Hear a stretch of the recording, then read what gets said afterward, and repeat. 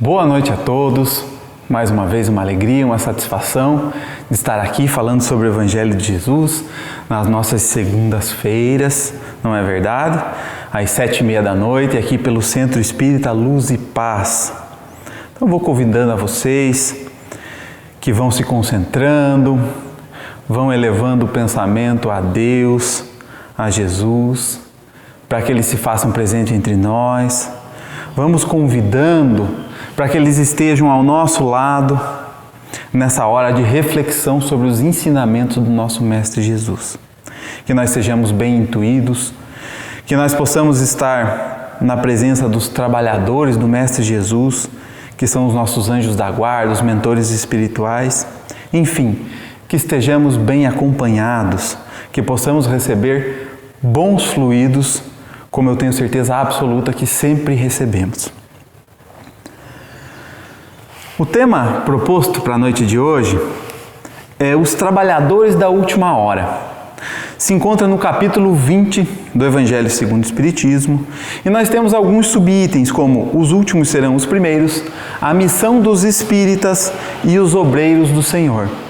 Então eu gostaria que, é lógico que eu não vou ler o capítulo inteiro aqui, mas eu gostaria que vocês, no conforto do lar de cada um, posteriormente ao conteúdo que será explanado nessa nossa conversa, que vocês leiam esse capítulo inteiro, e ele é de muita valia, ele é atemporal, porque ele fala sobre o convite de Jesus, o convite de Deus Pai para cada um de nós, para refletirmos sobre a nossa hora, né? Você tem a sua hora, eu tenho a minha hora, mas hora do quê? A hora de ter consciência espiritual. A hora de compreender a nossa missão, a hora de compreender Deus, a hora de compreender todo o ensinamento relativo ao amor, à caridade, enfim, a todos os preceitos cristãos que estamos acostumados a ouvir, né? Mais ouvir do que praticar, mas em algumas vezes também praticamos. Então cada um tem a sua hora, e esse é um convite dizendo que é a última hora, né? Que pode ser não a última hora para fulano, mas pode ser a última hora para mim, né? E qual é a hora certa? Cada um tem a sua.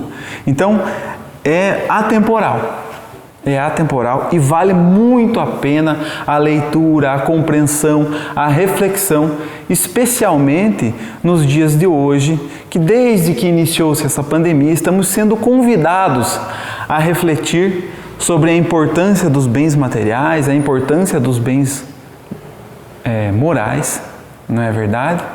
Hoje nós vivemos uma situação que talvez a pessoa que tem uma bagagem, não só hoje, mas a gente está tendo uma melhor compreensão de que as pessoas que têm uma bagagem moral e espiritual mais elevada estão se saindo melhor do que as pessoas que têm apenas, né? Não estou dizendo que uma é mais importante ou menos importante, mas que têm apenas uma bagagem material.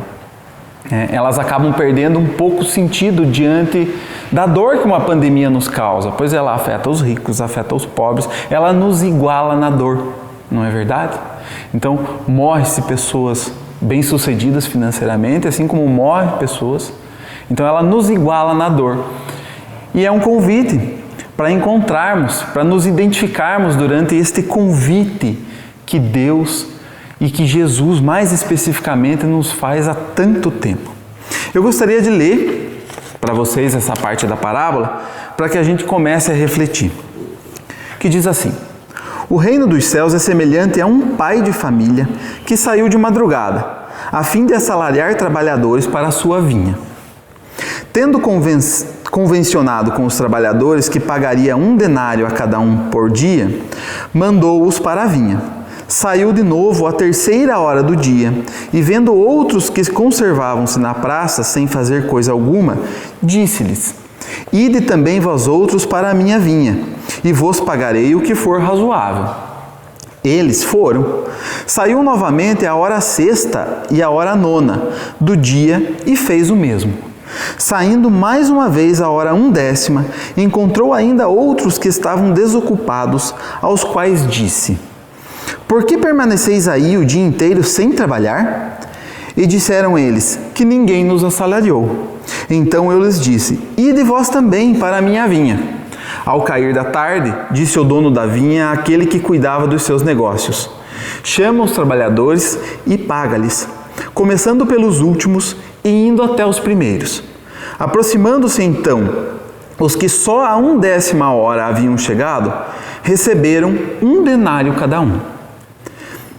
Vindo ao seu turno, os que tinham sido encontrados em primeiro lugar, julgaram que iam receber mais, porém, receberam apenas 1 denário cada um.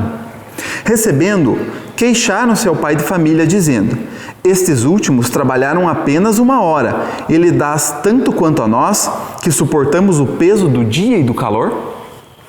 Mas, respondendo, disse o dono da vinha a um deles, meu amigo, não te causo dano algum. Não convencionaste comigo receber 1 denário pelo teu dia? Toma o que te pertence e vai-te. Apraz-me a mim dar a este último tanto quanto a ti. Não me é então lícito fazer o que quero? Tens mau olho porque sou bom?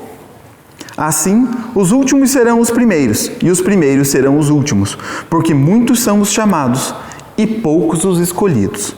Mateus, capítulo 20, de 1 a 16. E ainda Kardec aqui nos aconselha a ler a parábola do festim de bodas, no final dessa parábola de Jesus. Vamos lá, gente. Parece justo para vocês? Aqueles que começaram a trabalhar desde manhã receberem o mesmo valor daqueles que chegaram na última hora? O que vocês me dizem? Parece justo ou não? Sem análise, sem reflexão, parece um pouco injusto, não é verdade? Mas se for injusto, será que Jesus está errado? Ou será que, só para variar, nós estamos analisando com os nossos olhos materiais? Como se o pagamento e tudo o que recebemos estivesse ligado à matéria. Me parece que mais uma vez a gente se assemelha às práticas greco-romanas que eu comentei com vocês nas últimas palestras. E não as práticas cristãs, né? Cristo falava da sua vivência e dos seus ensinamentos. E quais eram os seus ensinamentos? Todos giravam em torno do amor, né? Caridade relacionada ao amor, né? Então até que os mandamentos, né? Amar a Deus sobre todas as coisas e ao próximo como a si mesmo. Tudo gira em torno do amor. E tudo aquilo que Jesus nos ensina a fazer é em busca dessa consciência de amar, né? Então, se vocês se perguntarem qual a nossa missão na Terra, ela pode ser de várias formas, mas a nossa missão é aprender a amar. Amar a Deus e amar os outros. Pode ser através da caridade, da fraternidade, da justiça, ou todos eles juntos, que é melhor ainda. Mas a gente está aqui para aprender a amar. A gente só está no mundo de provas e expiações porque ainda não aprendeu a amar, né? Então, se a gente trouxer essa reflexão que o pagamento é uma consciência espiritual, que o pagamento é uma compreensão melhor de Deus, que o pagamento é ser feliz verdadeiramente, faz diferença quem veio antes e quem veio depois? Será que os que vieram antes realmente não estão sendo privilegiados de compreender Deus melhor do que aqueles que estão chegando na última hora? Entende? Entende que a nossa maneira de entender que todo tipo de recompensa tem que estar associado à materialidade é praticamente um desvio de comportamento? É o velho homem falando alto sempre dentro de nós? Porque eu mesmo, quando li a palavra, eu pensei, nossa, eu vou precisar compreender bem, porque isso parece muito injusto. E é assim que acontece conosco, né? E aí a gente entende que aqueles que chegaram antes só contribuem com os que vêm depois. E aí me surgiu um exemplo assim, muito claro hoje de manhã, sábado de manhã, na minha mente, enquanto eu fiquei pensando nas pessoas que me receberam aqui no centro quando eu cheguei. Seu Joacir, o Beto, nosso saudoso amigo Beto, que se encontra conosco do mundo espiritual, né? Eles me receberam nessa casa e eu estava fazendo um atendimento na sexta-feira, aqui um atendimento fraterno, e aí no sábado de manhã eu me lembrei que o seu Joacir, que chegou antes que eu, faz parte daquele atendimento. Porque tudo aquilo que ele foi descortinando na minha vida, toda aquela paciência que ele teve comigo, toda aquela vontade de responder tudo o que eu perguntei, assim como o Beto, toda a paciência que ele teve comigo, todo o tempo dedicado, fez parte da construção do Tiago dentro do Centro Espírita, e que hoje o Tiago estava fazendo um atendimento fraterno, né, com as contribuições. E aí eu fico pensando, será que o seu Joacir se sentiria ofendido, né, por eu estar recebendo o meu denário praticando a caridade? De forma nenhuma. De forma nenhuma. Então, isso não tem nada a ver com a nossa pequenez de recompensa. Isso tem a ver com as recompensas de Deus. E é por isso que não faz diferença. É por isso que sorte daquele que no clarear do dia já está trabalhando, né?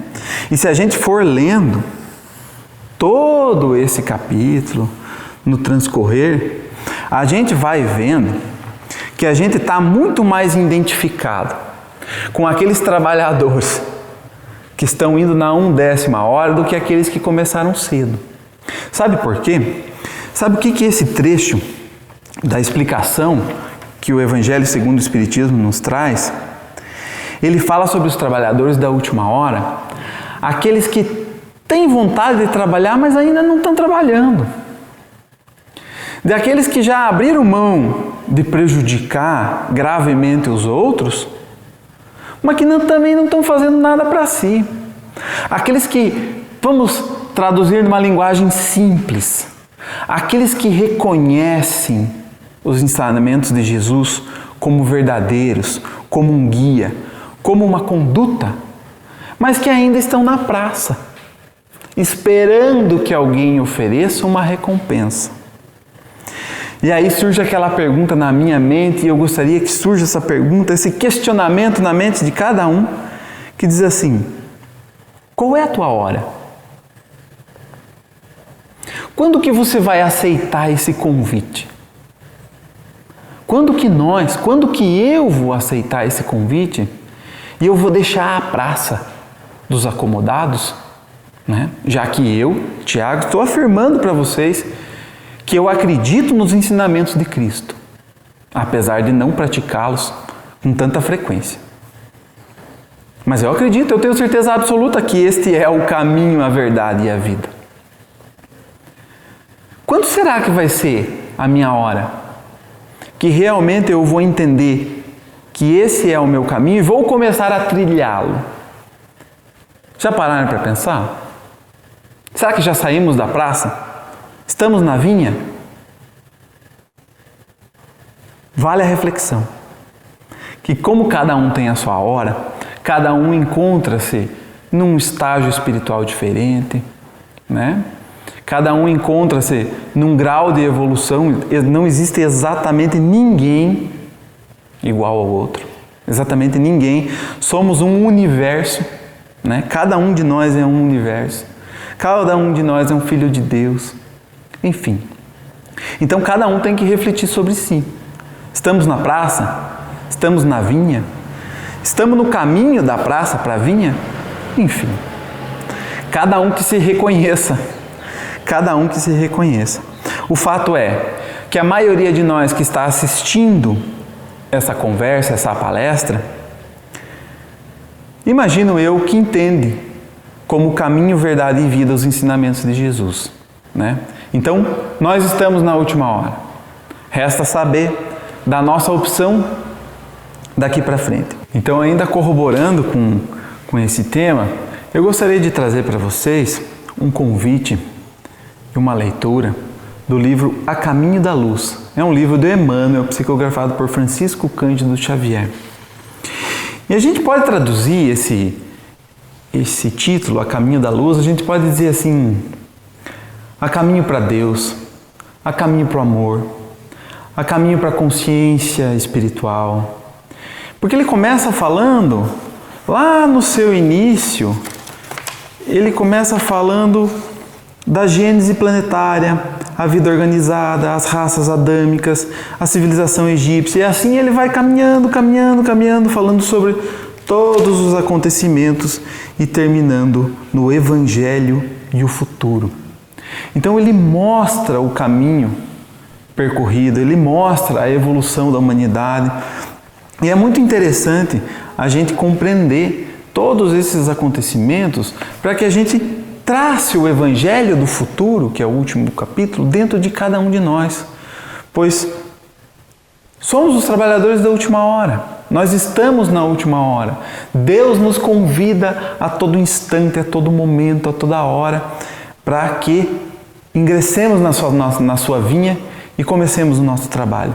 Então eu recomendo a vocês que façam a leitura desse livro. Tem aqui no centro para empréstimo. É muito bom mesmo. Vamos agora então nos preparando para as nossas irradiações, para a fluidificação da nossa água, que é um momento onde nos concentramos para emanar bons sentimentos e bons fluidos para aqueles que mais precisam, e é uma forma de caridade. Que Deus Pai, nesse momento, possa captar todas as energias daqueles que doam boas vibrações e possam espalhar nos locais onde mais se precisa.